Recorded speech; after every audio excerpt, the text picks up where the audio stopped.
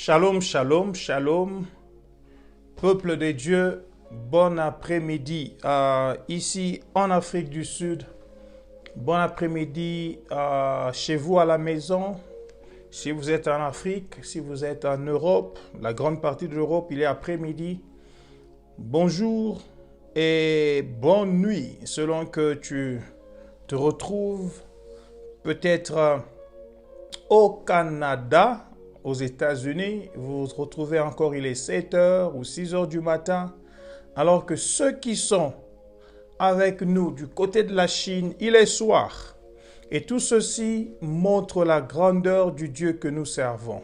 Le même Dieu, à un moment alors que nous sommes en train de parler ici, ce Dieu-là a permis que ce soit la nuit à une autre partie de la planète et que ce soit la journée à une autre partie.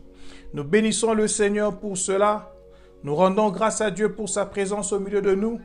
Et nous vous invitons de pouvoir partager la vidéo cet après-midi une fois de plus, comme nous en avons l'habitude de partager, parce que nous ne sommes pas égoïstes.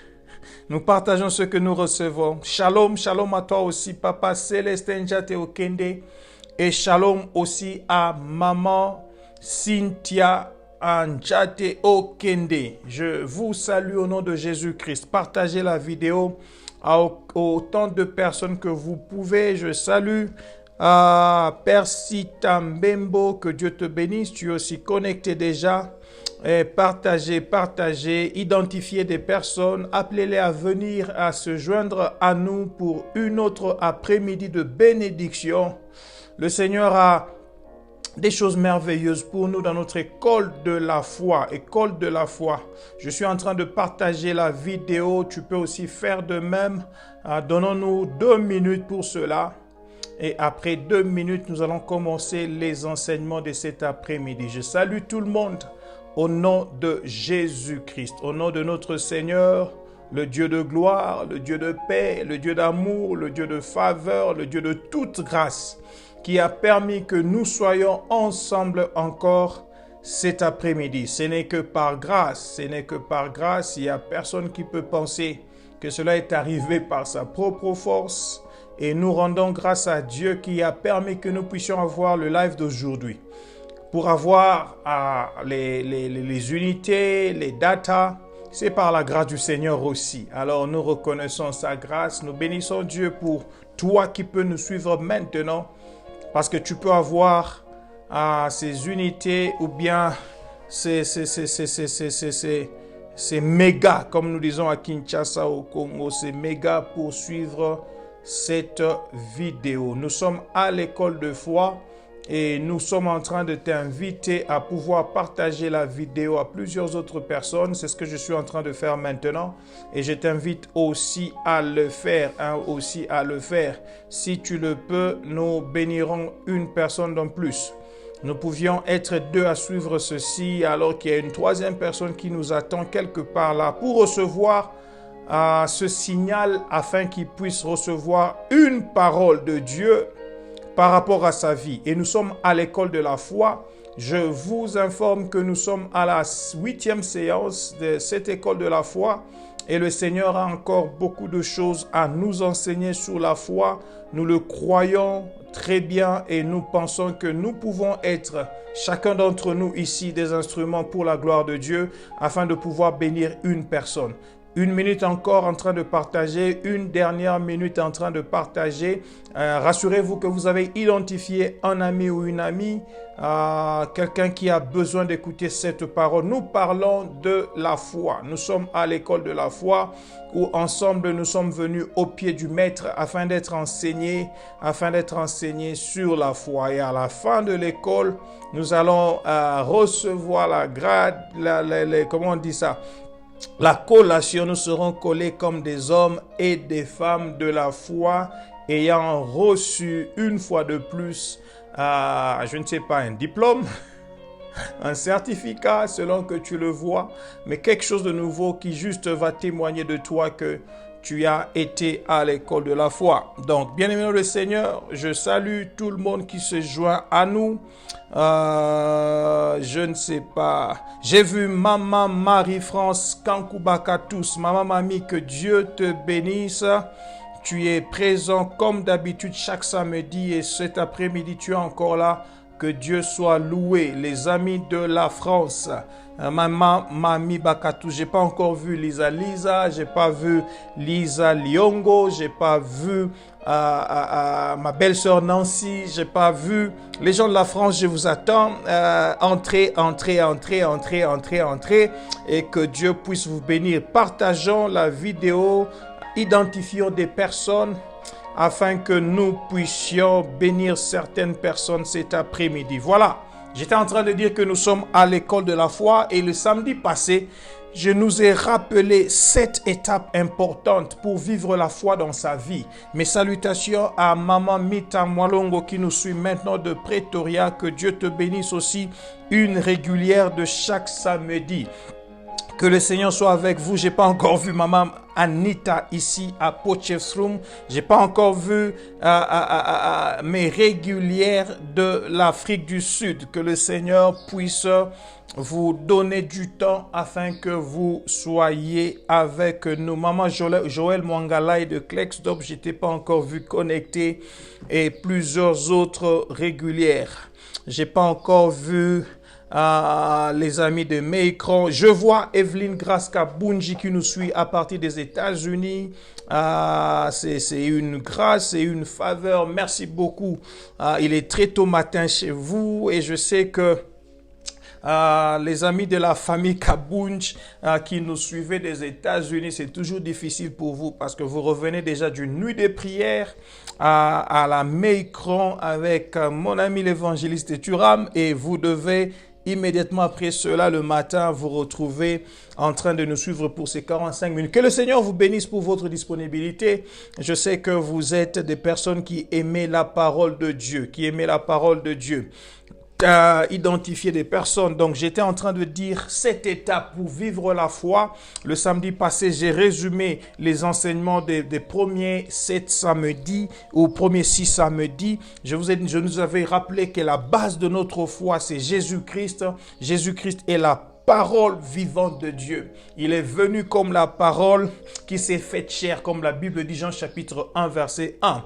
Il est venu comme cette parole. Jésus lui-même est la parole vivante de Dieu. Donc, lorsque nous parlons, lorsque nous déclarons la foi, lorsque nous déclarons la parole de Dieu, nous sommes en train de baser notre foi sur Jésus-Christ. Ce dont Jésus est capable, ce qu'il peut faire, ces choses-là s'accomplissent dans nos vies. Et nous avons vu, deuxièmement, il faut trouver premièrement la parole qui couvre la situation que tu veux changer. Rappelez-vous que la foi vient de ce qu'on entend. Ce qu'on entend vient de la parole de Christ. Ça doit être la parole de Christ. C'est-à-dire le Christ est le oint et son onction. Ça doit être une révélation qui est fraîche. Ça ne doit pas être quelque chose qui je ne sais pas, qui n'est pas frais. Ça doit être une révélation qui est tirée et qui est de la crème de la parole et que tu as entendu, non pas la parole lettre, mais c'est la parole qui est devenue révélée, qu'on appelle le Réma. Et lorsque tu as le Réma, tu as gardé le Réma de Dieu, c'est sur base de ce Réma-là que tu vas voir ta foi changer la situation de ta vie. Voilà pourquoi il faut localiser la parole dans la Bible, dans les lettres. La lettre qu'est la Bible, il faut trouver la parole révélée qui est pour toi, le Réma pour la situation dans laquelle tu te trouves. Et troisièmement, tu gardes cette parole devant toi. Quand je dis garder la parole devant toi, c'est-à-dire tu la vois, tu la regardes. Même dans ton esprit, tu vois ce que la parole dit. En voyant ce que la parole dit, tu vois ce que la parole dit, tu ne vois pas la situation qui est devant toi. Voilà pourquoi David, lorsqu'il était devant Goliath, alors que tout le monde avait peur de Goliath parce qu'il voyait un géant, David, lui, ne voyait pas le géant, David voyait un néant. Parce que la parole disait que Goliath, dans son nom veut dire stérile, son nom veut dire improductif, son nom veut dire il faut dire aussi impuissant. Donc, c'est quelqu'un qui n'a pas de capacité de reproduire. C'est quelqu'un qui n'a pas la capacité de faire quelque chose de grand. Donc, quand tout le monde voyait un grand géant, au fait, c'était simplement, comme les Français disent, un géant au pied d'argile. Donc, c'était un colosse au pied d'argile et David a vu ça. Donc, il faut garder la parole de Dieu. Deuxièmement, il faut seulement écouter. Lorsque tu gardes cette parole que tu as localisée, il faut l'écouter seulement elle. Tu n'écoutes rien d'autre. Lorsque Goliath était en train de lancer le défi sur Israël, tout le monde en Israël était en train d'écouter ce que Goliath disait. Mais David, lorsqu'il est arrivé, il a refusé d'écouter ce que Goliath disait. Il a accepté simplement d'écouter ce que Dieu a dit. Voilà pourquoi il va rappeler au roi ce que le Seigneur a fait pour lui lorsqu'il était encore berger au niveau dans la savane, dans la brousse. Le Seigneur l'a secouru et il pouvait rappeler qu'il a encore confiance en ce Dieu. Parce que là, comme je disais, point numéro 4, nous sommes en train d'aller vers Dieu avec notre foi en comptant sur sa provision. La provision de Dieu. Nous ne comptons pas sur ce que nous avons, mais nous comptons sur la provision de Dieu. C'est-à-dire, nous connaissons Dieu, nous connaissons les capacités de Dieu et nous demeurons convaincus qu'il est capable de faire ce qu'il a déclaré qu'il fera. Et nous y allons sans doute. Nous y allons sans doute. Voilà pourquoi, cinquièmement, nous devons parler à la montagne. Nous parlons à la montagne de ce que nous voulons voir arriver maintenant. Ce que nous voulons voir arriver maintenant. Nous parlons à la montagne maintenant. Jésus a dit, si tu as la foi comme un petit grain de sénévé, tu diras à la montagne, ôte-toi de là, jette-toi dans la mer et cela se fera. Jésus n'a pas dit, tu diras à Dieu, ôte cette montagne devant moi. Jésus a dit, quand tu as la foi, c'est à toi de parler à la montagne. Est-ce que je peux rappeler cela? Est-ce que je peux insister sur cela? Jésus a dit, si tu as la foi comme un grain de sénévé, non pas que tu diras à Dieu de bouger la montagne, mais Jésus a dit, tu diras à la montagne, ôte-toi de là. Tu parleras à la montagne en donnant des instructions, en donnant des commandements, en donnant des ordres. Est-ce que quelqu'un peut se rappeler cela? Que Christ a dit, tu vas parler à la montagne. Je voudrais que tu parles à ta montagne, que tu dises à la montagne qui est devant de toi, ôte-toi de là. Montagne de la stérilité, ôte-toi de là. Montagne de la maladie, ôte-toi devant moi. Montagne, je ne sais pas, de la pauvreté, ôte-toi devant moi. Montagne du manquement, ôte-toi devant moi. Parce que la provision divine m'a donné la possibilité, la capacité de pouvoir détruire ces choses devant de moi. J'ai dit à la montagne qui n'est pas la volonté de Dieu devant toi, qu'elle puisse être ôtée et qu'elle puisse être jetée dans la mer au nom de Jésus. Jésus a dit, celui qui a la foi comme un grain de sénévé parlera à la montagne. Et tu vas dire à la montagne ce que tu veux que cela soit fait maintenant. Parce que la foi, c'est maintenant. Je vous avais dit à l'introduction, tout ce qui n'est pas maintenant n'est pas la foi. Tout ce qui n'est pas maintenant n'est pas la foi. Ce que tu rapportes comme espérance à voir venir dans le futur, c'est l'espérance. C'est l'espérance, c'est pas la foi. L'espérance n'est pas la foi. La foi est une ferme assurance de l'espérance. L'espérance n'est pas la foi. C'est que l'espérance compte voir dans le futur, la foi ramène cela dans le présent. Je dois encore insister sur ces choses. C'est que l'espérance espère avoir pour toi dans le futur, la foi vient ramener cela dans le présent. La foi ramène cela maintenant. C'est pourquoi la définition de la foi, même dans Hébreux chapitre 11, verset 1, la Bible dit « Now faith is ». Maintenant la foi maintenant la foi parce que la foi est question de maintenant, pas d'après. Je ne crois pas à ce qui va venir demain, j'espère à des choses qui vont arriver demain, mais je crois que Dieu est capable de changer la situation maintenant. Alors, quand tu as parlé à la montagne, point numéro 6, ce que tu fais, c'est quoi? C'est que tu agis conformément à ce que tu as dit. Tu agis conformément à ce que tu as dit. Tu crois que le Seigneur t'a donné, commence à marcher comme celui qui a déjà eu. Tu crois que le Seigneur t'a donné des enfants, achète des habits pour l'enfant. Tu crois que le Seigneur t'a donné une voiture, prends une clé de voiture, commence à marcher avec. Tu crois que le Seigneur... Non, bien aimé, il faut agir conformément à la foi. J'ai demandé à Dieu il y a quelque temps 1 million de rentes parce que j'ai besoin d'1 million de rentes pour quelque chose, pour un projet.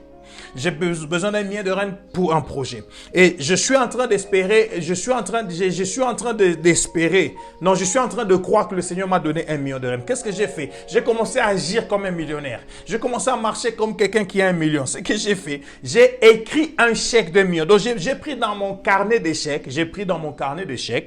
de la banque FNB, j'ai tiré un chèque, j'ai écrit un chèque que je me suis adressé à moi-même. J'ai écrit un chèque à moi-même. J'ai écrit un chèque à moi-même. À Jean-Claude Dagano Bagouma, j'ai écrit un chèque de 1 million de rand. J'ai dit d'aller caisser l'argent. Et j'ai signé avec mon cachet qui est là-bas. Je me suis donné le chèque. Le chèque pour le mois où le chèque est dans mon porte-monnaie. Je marche avec un porte-monnaie où je mets mon argent, wallet, où il y a mon argent, mais il y a aussi un chèque d'1 million.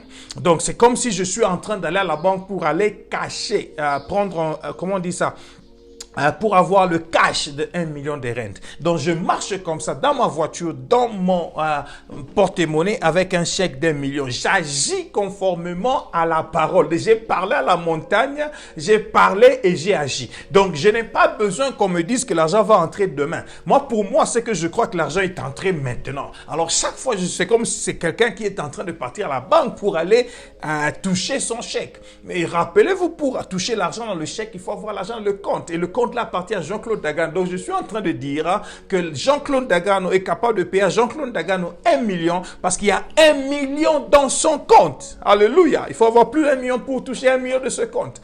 Voilà pourquoi j'ai écrit ce chèque. Bien-aimé dans le Seigneur, il faut agir conformément à ta foi. Si tu crois que le Seigneur t'a guéri, comme je disais, ne reste pas sur le lit, lève-toi, commence à marcher. Si tu crois que le Seigneur t'a donné cet enfant que tu es en train d'attendre, va déjà, je ne sais pas, au shop, achète déjà le lit pour l'enfant, achète le berceau, mets dans la chambre de l'enfant. Tu peux me décorer déjà cette chambre ou le coin de la chambre où le bébé va dormir parce que tu crois que le Seigneur t'a donné cet enfant. Et à la fin, il faut remercier Dieu. Tu remercies Dieu parce que la foi, c'est croire que ce que tu as demandé, tu as reçu et tu verras cela s'accomplir. Donc apparemment, même si l'apparence est tout autre, tu ne te fies pas aux apparences. J'ai dit le samedi passé, apparemment rien n'est fait, mais en réalité la foi a déjà fait bouger le cas. Donc les choses ne sont pas toujours ce qu'elles paraissent être. L'homme de foi regarde donc de par les binocles de Dieu. Il regarde de par les binocles de Dieu. Et ça, le quoi, myopie. Donc, lorsque les choses paraissent toutes petites, toi, tu regardes au myopie de Dieu. Parce qu'un homme de foi ne regarde pas tel que les choses sont, il regarde tel que Dieu voit. Voilà pourquoi, lorsque Jésus a guéri l'aveugle qui ne voyait pas, il lui pose la question, qu'est-ce que tu vois? L'aveugle dit, je vois des arbres qui sont comme en train de bouger. Dieu dit, non, je ne veux pas que tu voies des arbres qui sont en train de bouger. C'est vrai que les choses sont en train de bouger, mais ce ne sont pas des arbres, ce sont des hommes. Je veux que tu voies des hommes. Il l'a rappelé, il l'a encore touché pour la deuxième fois. Je prie que le Seigneur te touche une deuxième fois, afin que tu voies comme il voit. Je dis, afin que tu voies comme lui il voit. Je répète, afin que tu voies comme lui il voit. Que tu voies un néant lorsque tout le monde voit un géant. Que tu voies un zéro lorsque tout le monde voit un héros. Mais que toi-même tu te vois en héros lorsque les gens te considèrent zéro. Mais que toi-même tu te vois en géant lorsque les gens te considèrent néant. Parce que. Et c'est là que je vais commencer l'enseignement de cet après-midi. Est-ce que je peux prier au nom de Jésus? Seigneur, bénis cette parole au nom de Jésus-Christ. Amen. Pourquoi? Parce que il ne faut pas que tu rabaisses tes rêves pour les conformer à ta réalité. Mais il faut plutôt que tu élèves ta foi pour la conformer à ta destinée. Est-ce que je peux répéter cela? Je dis, tu ne devras pas rabaisser tes rêves pour les conformer à ta réalité. La réalité, c'est ce que tu vois. La réalité, c'est ce que tu touches. La réalité, c'est ce que tu peux sentir. La réalité, c'est ce que tu vis maintenant. Donc, ne rabaisse pas tes rêves comme toi, tu rêves déjà être un millionnaire. Mais jusqu'aujourd'hui, tu n'as que des 1000. Donc, tu es un millaire. Ce mot-là n'existe pas. Si tu rêves être un millionnaire, mais aujourd'hui, tu es un millaire, je dis ceci. Ne rabats pas tes rêves de millionnaire à la réalité de millaire. Mais ce que tu dois faire, relève ta foi de millaire pour la conformer à la destinée de millionnaire que tu as. Quelle est ta destinée? Ta destinée, c'est là où Dieu te voit. Ta destinée, c'est le rêve de Dieu pour ta vie. Dieu a rêvé de toi, un homme de gloire. Dieu a rêvé de toi, un homme puissant. Dieu a rêvé de toi, un homme riche. Dieu a rêvé de toi, une femme puissante et non pas une femme faible. Le Seigneur a dit à Jérusalem, lorsque Jérusalem était encore en captivité dans des problèmes, il dit, Jérusalem, des choses glorieuses ont été dites sur toi. Donc Dieu est en train de voir Jérusalem dans la gloire, alors que Jérusalem paraît être dans les ruines. Je rappelle à quelqu'un, les apparences ne sont pas toujours vraies. Ce que tu vois apparemment n'est pas simplement ce qui existe. Au-delà des apparences, il y a la vérité. Au-delà de la réalité, il y a la vérité. Ce que toi tu dois faire, c'est que tu ne rabaisse pas tes rêves au niveau de ta réalité, mais que par contre tu élèves ta foi au niveau de ta destinée. Alléluia. Alléluia. Ta destinée, c'est ce que Dieu a dit que tu es. Ta destinée, c'est ce que Dieu a déclaré que tu es. Ta destinée, c'est ce que Dieu voit de toi. Ta destinée, c'est ce que Dieu voit en toi. Alléluia. Je vais parler cet après-midi de la force de la foi. La force de la foi. La force de la foi. La foi est forte. La foi est puissante.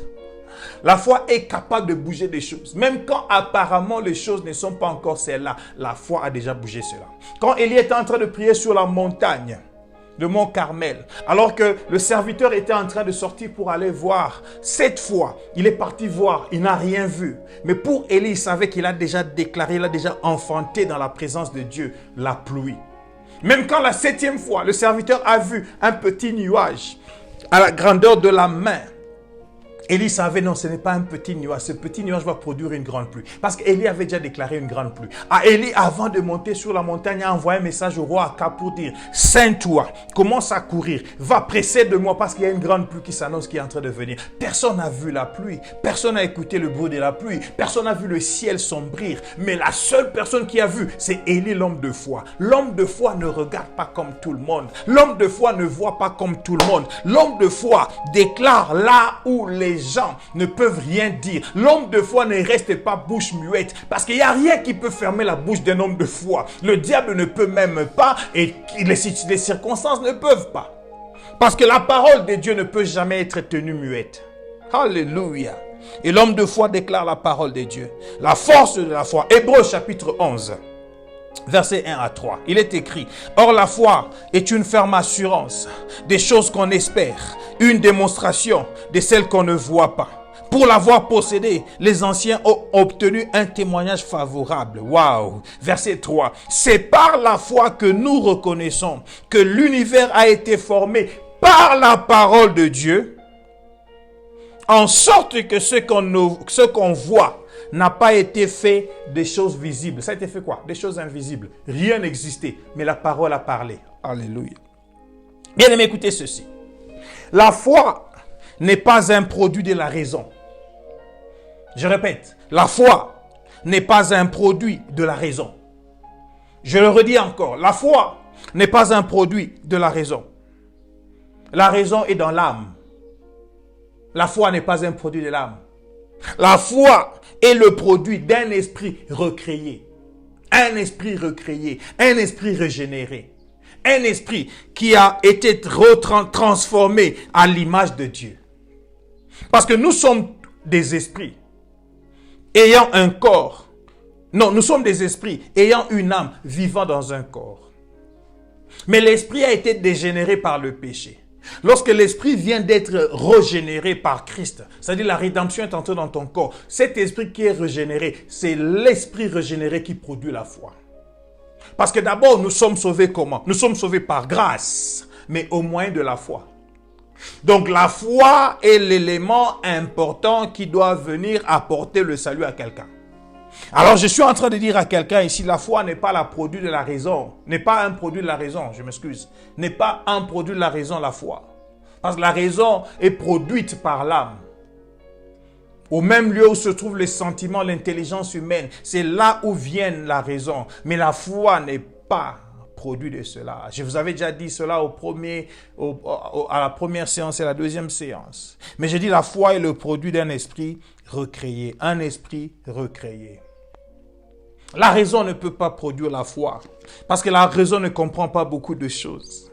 Et je parle de la raison humaine. la raison humaine. Voyons une histoire dans Marc chapitre 11.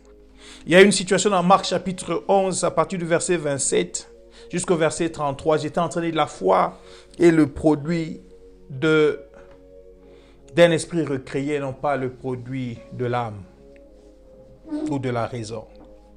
Marc chapitre 11 verset 27 à 33, la Bible dit, ils se rendirent de nouveau à Jérusalem. Vous savez, l'histoire ici que je lis, c'est l'histoire après Marc chapitre 11, 23, 24, là où Jésus a dit, si tu as la foi comme, si tu as la foi, si tu dis, ôte-toi de là, tu dis à la montagne, ôte-toi de là, jette-toi dans la mer, ici ne doute pas dans son cœur, mais croit que cela va arriver, il arrivera. Jésus était en train de parler de la foi. Il a dit, ayez foi en Dieu, dans Marc chapitre 11, verset 22. Alors après cela, il enseigne sur le pardon. Parce qu'il a dit au verset 24, c'est pourquoi je vous dis tout ce que vous demanderez en priant, croyez que vous l'avez reçu et vous le verrez s'accomplir. Nous avons parlé de remercier Dieu après avoir demandé ou après avoir déclaré des choses. La suite logique, c'est que quand tu es un homme de foi, tu pardonnes aussi. Parce que tu ne recevras pas par manque de pardon. Il faut ouvrir ton cœur à pardonner ceux qui t'ont offensé.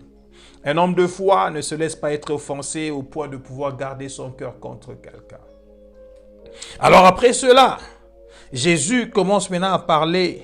Il parlait aux disciples, il parlait et les gens ont mis en doute l'autorité qu'il avait. C'est comme s'ils ont même mis en doute l'autorité qu'il avait d'avoir la foi, de dire des choses qui doivent arriver.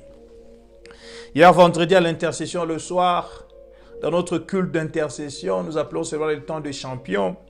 J'étais en train de diriger la prière. Nous avons lu le texte de Matthieu, chapitre...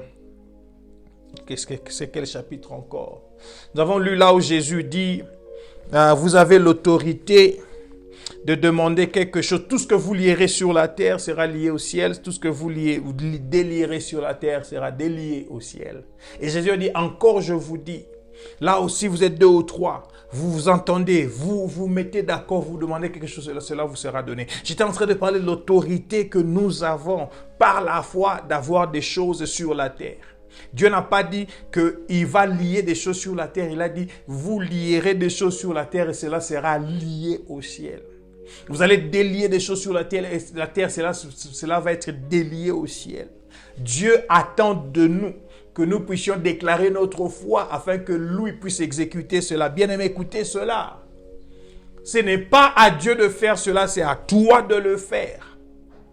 L'autorité, il nous l'a donnée. L'autorité, c'est par la foi.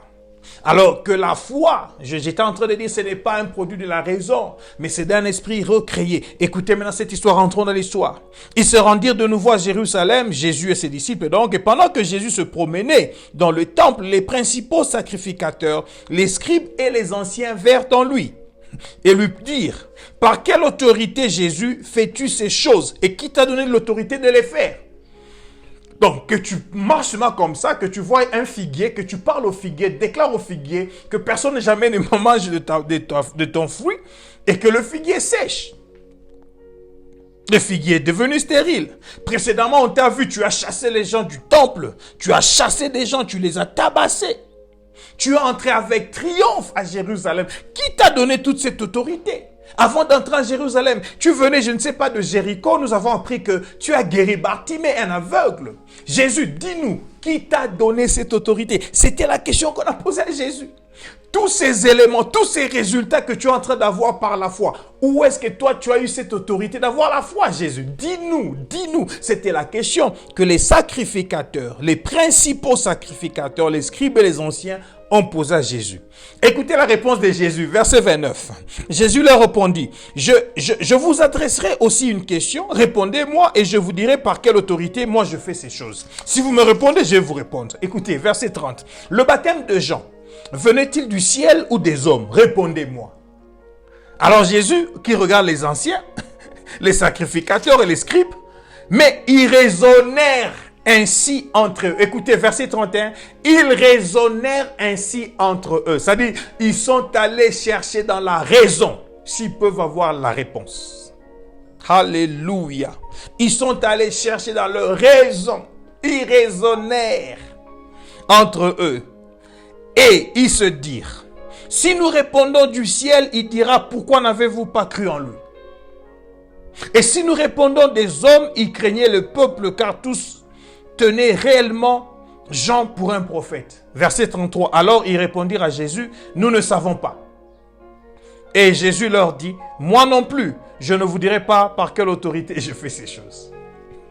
Ils ont dit quoi? Nous ne savons pas. Donc ils ont mis la raison dans les choses spirituelles, dans les choses qui appellent la foi. Et ils n'ont pas eu la réponse. Bien aimé, je suis en train de dire, ils ont raisonné, mais n'ont pas pu répondre à Jésus. La raison n'est pas elle qui produit la foi. Ce qui produit la foi, c'est un esprit régénéré. Ce qui manquait à ces scribes plutôt, à ces principaux sacrificateurs, à ces anciens, c'était la régénérescence de l'esprit. Lorsque l'esprit n'est pas régénéré, tu ne sauras pas répondre aux choses spirituelles. Tu ne sauras pas répondre à la foi. Parce que la foi est un produit de la raison. Je vais vous montrer quelque chose. Alors je suis en train... Est-ce que j'ai dit qu'il ne faut pas raisonner? Non, je n'ai pas dit qu'il ne faut pas raisonner. Je n'ai pas dit ça. Je n'ai pas dit qu'il faut raisonner, il ne faut pas raisonner. Parce que même Dieu lui-même, à un moment donné, il nous a invités au raisonnement. Mais je vais vous faire voir ce que tu dois ajouter à la raison pour que tu fasses naître la foi en toi. Ésaïe chapitre 1 verset 18, il dit venez et plaidons ensemble, dit l'Éternel. Venez et plaidons ensemble. Plaider veut dire quoi? Plaider veut dire soutenir ou bien contester quelque chose en justice. Et pour cela fait appel à un raisonnement et ce raisonnement se voudrait être logique.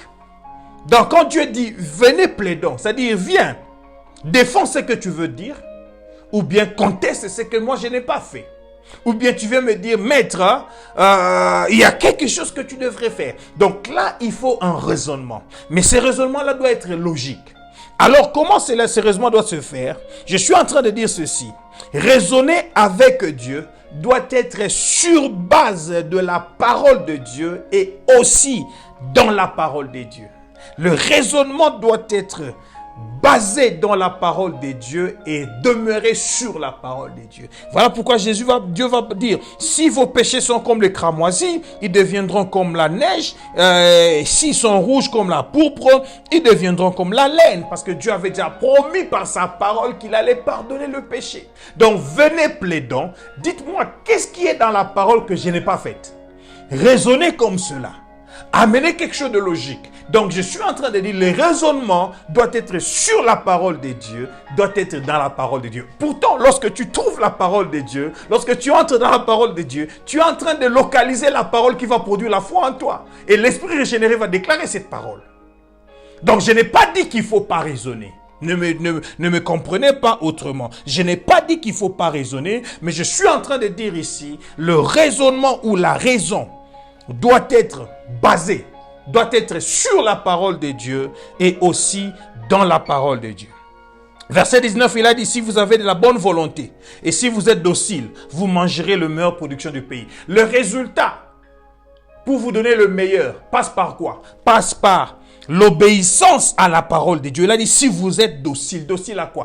À la parole de Dieu. Si vous obéissez à la parole de Dieu. Deuxièmement, il a dit, voir, et il dit, et si vous avez de la bonne volonté, c'est-à-dire quoi? Vouloir ce que Dieu veut. Je vais vous montrer plus tard, par l'exemple, le seul que je vais prendre aujourd'hui pour vous montrer la place de l'obéissance dans la création de résultats de foi. L'obéissance est très importante. Mais ici, bien-aimé le Seigneur, je suis en train de parler à quelqu'un pour dire, il faut raisonner. Mais raisonne avec Dieu, sur base de sa parole, mais aussi dans sa parole. N'est-il pas écrit dans Proverbes chapitre 3, versets 5 à 6, n'est-il pas écrit dans Proverbes chapitre 3, versets 5 à 6, confie-toi en l'Éternel de tout ton cœur.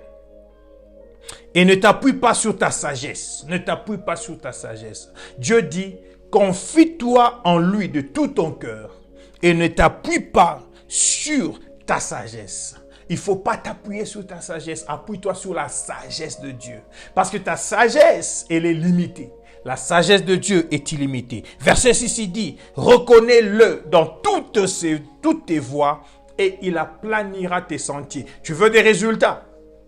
Reconnais Dieu dans toutes tes voies. C'est-à-dire, laisse que la parole de Dieu soit effective dans toutes tes voies. Revenons rapidement dans Hébreux chapitre 11, verset 1. dans les 20 dernières minutes pour terminer, pour parler de la force de la foi encore. La force de la foi, nous sommes en train de parler.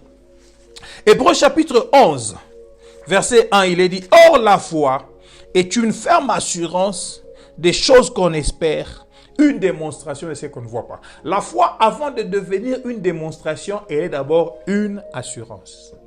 Je répète, la foi, on a dit une ferme assurance des choses qu'on espère, virgule, une démonstration de celles qu'on ne voit pas.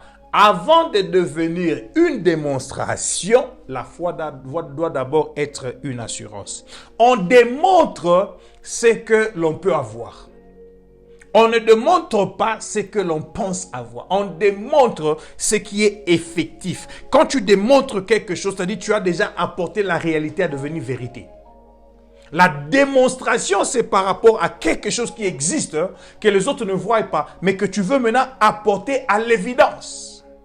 Mais alors, dans la force de la foi, ce qui fait la force de la foi, la démonstration, c'est la finalité de la force de la foi. Mais le début ou l'entrée de la force de la foi, c'est par l'assurance. Quand nous disons que la foi est une assurance, je peux même le dire mieux, une ferme assurance. Qu'est-ce que nous disons par là? Vous vous rappelez, vous savez bien aimé dans le Seigneur, une assurance est une affirmation. Une assurance est une affirmation. C'est-à-dire une promesse formelle que quelque chose est vrai, certain et sûr. Alléluia. Une assurance est une affirmation, c'est-à-dire une promesse formelle que quelque chose est vrai, certain et sûr. Donc la foi affirme que quelque chose qui est vrai, je vais dire donc la foi affirme quelque chose qui est vrai et pas irréel. Donc ce qui donne la force à la foi, c'est que la foi affirme. Affirmer veut dire ceci. Oui. Affirmer n'est pas nier. Non. Affirmer c'est oui. Affirmer. Une assurance est une affirmation. C'est-à-dire la foi, la force de la foi, c'est que la foi apporte le oui à quelque chose qui est réel, mais qui jusque-là paraissait être irréel. Donc la foi devient une promesse formelle qui me dit à moi, Jean-Claude, que la chose que je suis en train de chercher est non seulement vraie, mais cette chose est certaine et elle est aussi sûre. C'est-à-dire, ce n'est pas des rêves seulement. Des choses que j'ai rêvées, la foi vient me dire oui. Est-ce que vous comprenez? La force de la foi se détermine dans le sens que elle devient une démonstration après avoir été une assurance. C'est une ferme assurance. Ferme veut dire solide. Ferme veut dire sûr. Ferme veut dire qui manifeste de la sûreté et qui ne tremble pas. Maintenant, quand on dit une assurance ferme, on est en train de dire une chose, une affirmation qui est sûre et qui se veut sûre. Donc la foi est une assurance qui est à l'exponentielle. Un homme de foi multiplie la foi. Un homme de foi plutôt multiplie l'assurance sur l'assurance de l'assurance que la chose qu'elle est en train d'espérer est vraie. Elle est sûre, elle est certaine. La force de la foi. Voilà pourquoi elle vient finir par être une démonstration des choses qu'on ne voit pas. Parce qu'à la fin de cela, la force de la foi produit le résultat. Et le résultat est positif. Si vous avez de la foi, si vous êtes docile, si vous avez de la bonne volonté, Jésus a dit, vous mangerez les meilleures productions du pays. Le meilleur est réservé aux hommes de foi. Le meilleur est réservé aux femmes de foi. Mais comment? C'est parce que la foi est forte pour amener l'assurance à l'exponentielle afin de produire des résultats. Alléluia. Alléluia. Donc la foi affirme que quelque chose que j'espère est tellement vrai. Ça ne va pas rester dans l'irréel, mais ça va devenir réel. Ça ne va pas demeurer dans les rêves, mais ça va devenir du vécu. Bien-aimé, l'assurance encore c'est quoi? Une assurance c'est aussi la garantie donnée au sujet de quelque chose. Garantie donnée au sujet de quelque chose. Lorsque tu as la foi, tu déposes la garantie. Et lorsque tu as déposé la garantie, ça veut dire que le reste vient aussi. La garantie, c'est pour dire Nakangi bwe ndako ezanga. Je dépose la garantie dans une maison que je veux louer, la garantie dans une maison que je veux acheter, pour que la personne qui reçoit ma garantie me dise, Jean-Claude, la maison maintenant t'appartient. Tu peux maintenant y entrer et commencer à payer les loyers. Une garantie donnée au sujet de quelque chose. Mais c'est aussi la preuve de quelque chose. En parlant de l'assurance, la preuve de quelque chose. Oh, bien-aimé le Seigneur, je suis en train de dire à quelqu'un, Dieu est l'assureur. Et moi, je suis l'assuré. Et au milieu de nous, il y a l'assurance qui s'appelle la foi. Ce qui me lie avec mon assureur, c'est mon contrat d'assurance. Et le contrat de ma foi, c'est la parole de Dieu que je vous présente. Cette parole de Dieu que vous voyez ici, c'est le contrat de l'assurance que moi j'ai. Parce que je suis assuré par celui qui s'appelle le Dieu Tout-Puissant, le Dieu Très-Haut. C'est lui l'assureur. C'est lui l'assureur. Moi, je suis l'assuré. Et l'assurance, c'est la foi. Donc, chaque fois je viens, je dépose à mon assureur ma foi. En lui disant, je crois, je crois, je crois, je crois, je crois, je crois, je crois. Et tous ces je crois, Dieu les met en mon compte. Et après cela, lorsqu'il y a un dommage qui vient d'être fait, ou bien qui veut arriver, le Seigneur me repaye dans mon compte, mais je crois, afin de donner des résultats.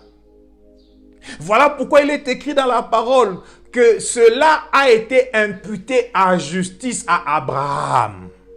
Abraham a cru.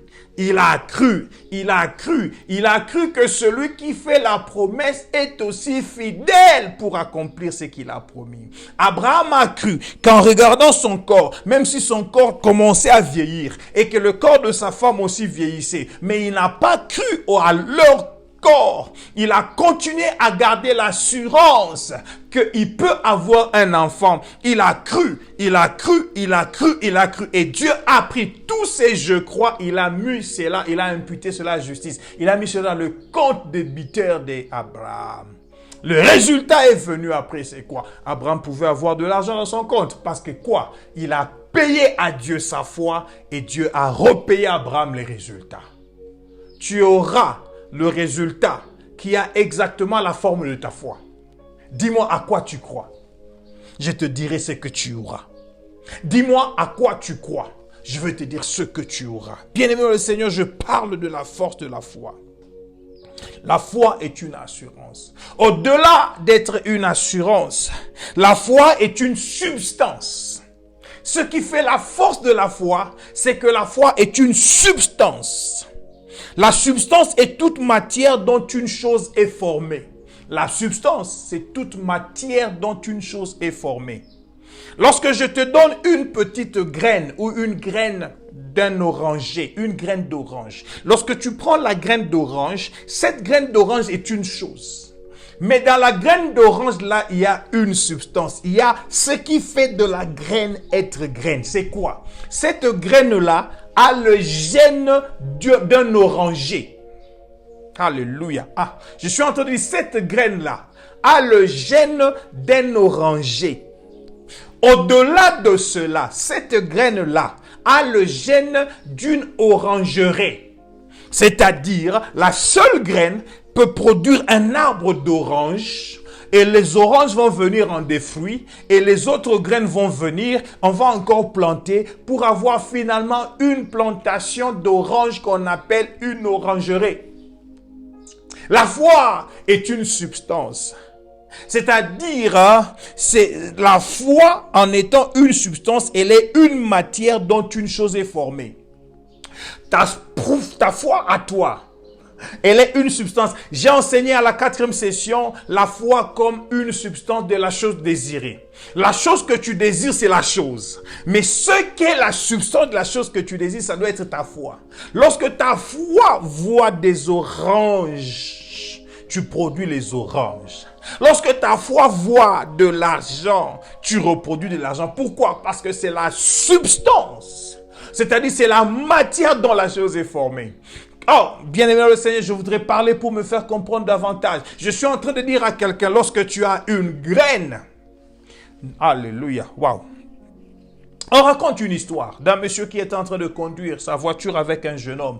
Ils sont en train de traverser une sorte il y a des arbres gauche-droite, arbres gauche-droite. Il regarde, il pose au jeune homme la question. Qu'est-ce que tu vois? Qu'est-ce que tu vois? Qu'est-ce que tu vois? Qu'est-ce que tu vois? Le jeune homme regarde gauche, il regarde droite. Il croit que le maître est en train de lui tendre un piège. Il dit, oh maître, mais je vois des arbres, je vois des arbres. Il continue à avancer. Il dit, jeune homme, qu'est-ce que tu vois? Il dit, je vois des arbres, je vois des arbres. Je ne vois rien d'autre, il n'y a pas d'animaux, je ne vois que des arbres, gauche et droite, des arbres, oui, des arbres. Le maître dit, tu vois la différence entre toi et un millionnaire. Ce qui peut faire de toi que tu atteignes le niveau de millionnaire, c'est lorsque au-delà de ces arbres, tu commenceras à voir du papier. Tu commenceras à voir des meubles. Tu commenceras à voir des chaises, des lits et tout ça. Il dit, lorsque tu ne vois que ce que tu vois, tu ne vois pas au-delà de ce que tu vois, tu te limites là.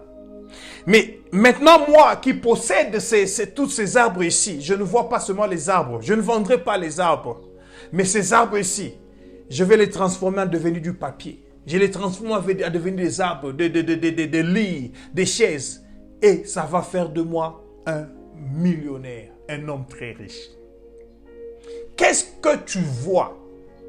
Tu vois la chose ou bien tu vois la substance de la chose? Qu'est-ce que tu vois? Je dis, qu'est-ce que tu vois? Voilà pourquoi Hébreux chapitre 11 verset 2 dit, pour l'avoir possédé, on possède. La foi, on ne l'a pas, j'avais dit. La foi, on la possède parce qu'on la prend et ça devient tien. Mais pour que tu fasses de la foi tienne, pour que tu fasses il faudrait que tu voies la foi comme la substance. Pour avoir possédé la substance appelée foi, les anciens ont obtenu un témoignage favorable parce que la substance foi a produit pour eux la chose qu'ils ont désirée.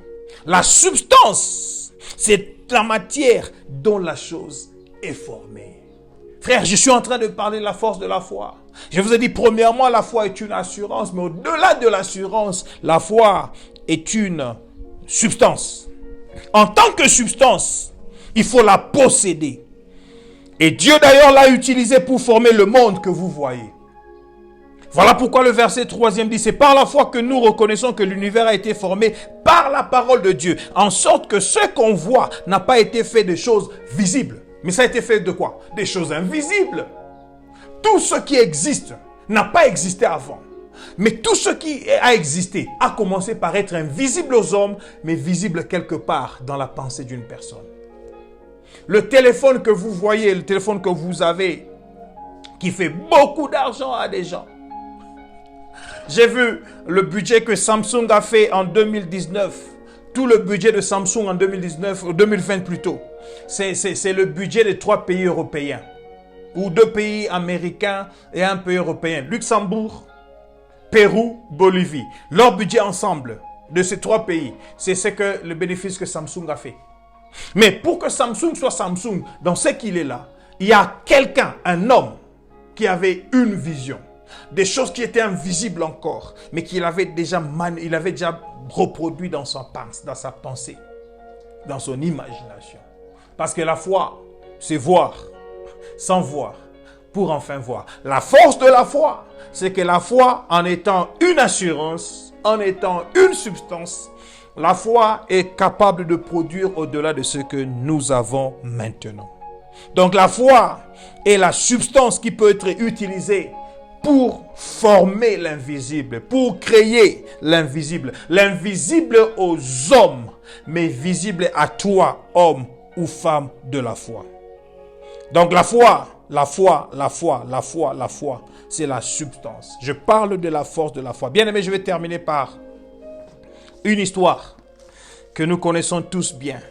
Et cela va nous donner une idée sur la valeur de la force de la foi. Jean chapitre 2. Jean chapitre 2, l'histoire de Jésus-Christ. le premier miracle de Jésus-Christ aux noces de Cana. La Bible dit ceci. 3 jours après, il y eut des noces à Cana en Galilée. La mère de Jésus était là. Et Jésus fut aussi invité aux noces avec ses disciples. Jésus, qui a déjà des disciples, est invité avec ses disciples. Le vin ayant manqué, la mère de Jésus lui dit, ils n'ont plus de vin. Ils n'ont plus de vin. Ils n'ont plus de vin. Ils n'ont plus de vin. Quand il y a quelque chose qui manque dans ta vie, il ne faut pas aller vers l'ordonnateur de la fête. L'ordonnateur de la fête n'a pu donner que ce qu'il avait. C'est-à-dire l'homme ne peut donner que ce qu'il a. Et en français, on dit même la plus belle femme du monde, elle ne peut donner que ce qu'elle a. Mais il y a des choses qu'elle ne peut pas donner, que seul Dieu peut donner. Et Marie savait. Lorsque Marie a vu que le vin était fini, alors que la fête n'était pas encore terminée. Vous savez, les noces en Israël étaient organisées pendant 7 jours. Ça faisait 2 jours. 7 jours. De samedi, du sabbat jusqu'au sabbat prochain. La fête, c'est tous les jours. Les gens sont en train de fêter, ils célèbrent les noces. Je ne sais pas si c'était au premier jour, au deuxième, au 4e jour. Mais le vin eut à finir. Marie va voir Jésus, va dire, ils n'ont plus de vin. Jésus répondit à Marie, femme, qu'y a-t-il entre moi et toi? Mon heure n'est pas encore venue. Lorsque Jésus parle à sa mère, le terme utilisé ici, femme, c'est une forme habituellement utilisée pour s'adresser à une femme qu'on respecte. Jésus, c'est une forme de grande affection, de grand respect, une formule de politesse à la dame qui est venue vers lui. Il dit, madame, femme, maman, qu'y a-t-il entre toi et moi? Mon heure n'est pas encore arrivée. Quelle est l'heure que Jésus était en train d'attendre? Quelle est l'heure que Jésus était en train d'attendre? Écoutez, dans la version Le Semeur, il dit, est-ce toi ou moi que cette affaire concerne? Mon heure n'est pas encore venue. C'est pas ton affaire à toi, Marie. C'est pas mon affaire à moi, Marie, et moi, Jésus. C'est l'affaire des autres. Est-ce que ça nous concerne vraiment? Oui, ça nous concerne parce que Jésus, tu es là. Mais Jésus était en train d'attendre quelque chose. Il dit, mon heure n'est pas encore venue. Mon heure. Dans la version Le Livre, il est écrit, je ne peux pas te venir en aide maintenant. L'heure d'accomplir le miracle n'est pas encore venue. L'heure d'accomplir le miracle n'est pas encore venue. Quelle est l'heure des miracles? Jésus venait de commencer son ministère. Il n'avait pas encore accompli un seul miracle. Quelle est l'heure de miracle? Qu'est-ce que Jésus attendait? C'est là la réponse que je vais vous donner. Verset 5. Sa mère dit au serviteur, faites ce qu'il vous dira. Qu'est-ce que Marie est en train de dire? Je connais ce jeune homme. Faites seulement tout ce qu'il vous dira. S'il vous dit de faire quelque chose, ne posez pas trop de questions. Faites ça seulement. Pourquoi? S'il te dit de faire quelque chose va arriver. Ah, bien-aimé le Seigneur. L'heure des miracles, c'est l'heure de l'obéissance. Dès que tu es prêt à obéir à Jésus, à faire ce qu'il veut, alors tu peux dire l'heure de miracle est arrivée dans ta vie. Il dit, faites ce qu'il vous dira. Moi, je connais ce monsieur. Il est capable de tout. Mais tout ce qu'il attend de vous, c'est l'obéissance. Voilà pourquoi Dieu a dit, nous avons vu dans Isaïe chapitre 1, verset 19, si vous avez de la bonne volonté et si vous êtes docile, j'attends seulement que vous soyez obéissants. J'attends seulement que vous vouliez. J'attends seulement que vous ayez la foi. Et vous mangerez les meilleures productions du pays. Les meilleures productions du pays. Faites ce que je vous dirai. Alors la Bible dit, or il y avait quoi? 6 vases de pierre. Pourquoi 6? Parce que 6 c'est le chiffre de l'homme. 6 c'est le chiffre de la chair. Il faut que la chair, il faut que l'homme vienne à obéir à un Dieu qui a le miracle pour que le miracle soit suscité. Est-ce que tu peux obéir à Dieu? Jusqu'où peut aller ton obéissance? Ou tu obéis jusqu'à moitié, la moitié tu restes ça pour toi-même. Mais apprends à obéir. La Bible dit, ces 6 vases étaient destinés aux purifications de Juifs et contenant chacun 2 ou 3 mesures. 2 ou 3 mesures. Une mesure était 40 litres, à peu près 40 litres. 2 mesures, c'est 80 litres. 3 mesures, c'est 120 litres. Donc, il y avait des vases comme ça de 120 litres. 120 litres. Il y en avait 6. Jésus va leur dire quoi? Remplissez d'eau ces vases et ils remplirent jusqu'au bout. Ils remplissent jusqu'au bout. Ils pouvaient se dire, ah Jésus, ma vase à miner de 120 litres. Donc, Un vase allait peser 120 kilos. Je ne sais pas combien de serviteurs sont allés avec ce vase. Est-ce qu'ils ont pris un tuyau quelque part connecté au robinet pour venir l'amener là-bas? Ou bien il fallait amener les vases? Il n'y avait pas de robinet. Il fallait aller au puits. Il fallait aller, je ne sais pas, à la rivière. Mais ils ont obéi à ce que Jésus leur a dit. La Bible dit, ils remplissaient d'eau ces vases et ils remplirent cela jusqu'au bord. Jésus dit maintenant, puisez. Leur dit, apportez-en l'ordonnateur du repas et ils en apportèrent. Qu'est-ce qui est arrivé? Quand l'ordonnateur du repas eut goûté l'eau changée en vin, ne sachant pas d'où venait ce vin, tandis que le serviteur qui avait puisé l'eau le savait bien, il appela le pou et lui dit, tout homme sert d'abord le bon vin, puis le moins bon après qu'on s'est enivré. Toi, tu as gardé le bon vin jusqu'à présent. Tel fut à Cana, en Galilée, le premier des miracles que fit Jésus. Il manifesta sa gloire et ses disciples crurent en lui. En lui comme qui? Comme le Messie. Bien-aimé le Seigneur, je suis en train de parler de la foi comme substance qui produit ce qui est invisible. Jésus était en train de voir de ces vases que l'homme allait lui apporter par obéissance du vin dedans. Alors que les hommes devaient seulement obéir et aller mettre de l'eau. Frères et sœurs dans le Seigneur, je vais clôturer par dire ceci. La foi appelle ton obéissance. Déclare seulement ce que tu dis. Alors que toi, tu vois la parole, Jésus voit déjà la réalisation. Alors que toi, tu vois seulement une déclaration, Jésus voit déjà le résultat. Cet après-midi, je suis venu vous parler sur la force de la foi. La foi est une assurance. La foi est une substance, mais elle est une substance qui produit des choses qui sont encore invisibles afin de les amener visibles. Et c'est là la conclusion de la définition qui dit elle devient une démonstration des choses qu'on ne voit pas. Que Dieu vous bénisse et que votre foi soit forte au point de produire des résultats inimaginables. Au nom de Jésus, nous avons ainsi prié. Amen. Prions. Dieu de grâce, Dieu Tout-Puissant, cet après-midi, nous t'invitons à venir agréer notre foi comme une foi qui a de la force, afin qu'en assurance, elle puisse produire pour nous ce que nous espérons, ce que nous voulons voir, mais qu'aussi, en substance, elle puisse nous donner la matière de la chose que nous voulons voir. J'ai prié au nom de Jésus que ce que nous avons imaginé en imaginaire dans nos prières, que nous voyons cela s'accomplir. Au nom de Jésus, nous avons ainsi prié. Amen. Alors que tu dis Amen, commence à vivre un résultat merveilleux dans ta vie de foi. Nous nous retrouvons encore samedi prochain, aux mêmes heures, même endroit, et que le Seigneur vous bénisse. Nous saluons toutes les amies et tous les amis qui se sont joints à nous après que j'ai salué tout le monde. Je vois mon frère Richard Lubuku et maman Dichouanelo, Cynthia Lubuku, qui se sont joints à nous à partir de Limpopo.